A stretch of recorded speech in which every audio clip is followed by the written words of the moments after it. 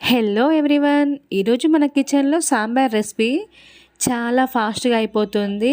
ఈ ప్రాసెస్లో చేస్తే సాంబార్ చేయడానికి అయితే ముందుగా ఒక కడాయి పెట్టుకోవాలి. అందులో తగినంత ఆయిల్ వేసుకోవాలి.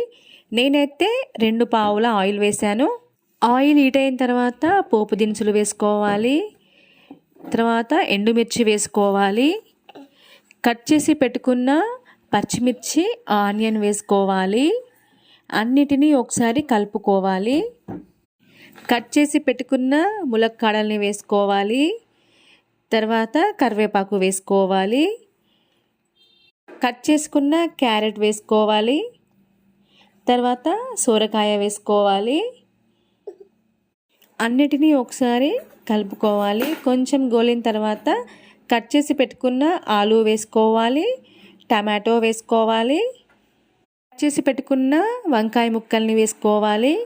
అన్నిటినీ ఒకసారి కలుపుకోవాలి. కొద్దిసేపు మూత పెట్టి ఉడకనివ్వాలి. కూరగాయ ముక్కలు అన్నీ గోలిన తర్వాత కట్ చేసి పెట్టుకున్న కొత్తిమీర వేసుకోవాలి. కొత్తిమీర అంతటా కలిసేలా ఒకసారి కలుపుకోవాలి. తర్వాత అల్లం వెల్లుల్లి పేస్ట్ 1 టేబుల్ స్పూన్ వేసుకోవాలి. తర్వాత 2 టేబుల్ స్పూన్ పసుపు వేసుకోవాలి. సాంబార్లోకి పసుపు ఎక్కువ పడుతుంది. పసుపు ముక్కలన్నిటికీ పట్టేలా ఒకసారి కలుపుకోవాలి. ముందుగా నానబెట్టుకున్న చింతపండు పులుసుని ఈ ముక్కల్లో వేసుకోవాలి. తగినంత సాల్ట్ వేసుకోవాలి.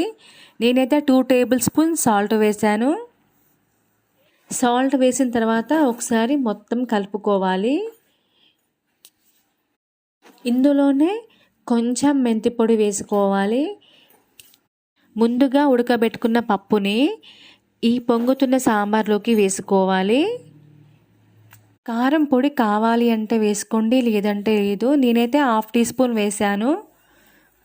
మరుగుతున్న సాంబార్లోకి ధనియా పొడి వేసుకోవాలి. తర్వాత ఒకసారి మొత్తం కలుపుకోవాలి. అంతేనండి, చాలా సింపుల్గా చేసుకోవచ్చు సాంబార్ని. వేడి సాంబార్ రెడీ అయిపోయిందండి. సాంబార్ చేసిన రోజైతే మా ఇంట్లో ఒక ముద్ద ఎక్కువే తింటామండి. మీరు కూడా అంతేనా?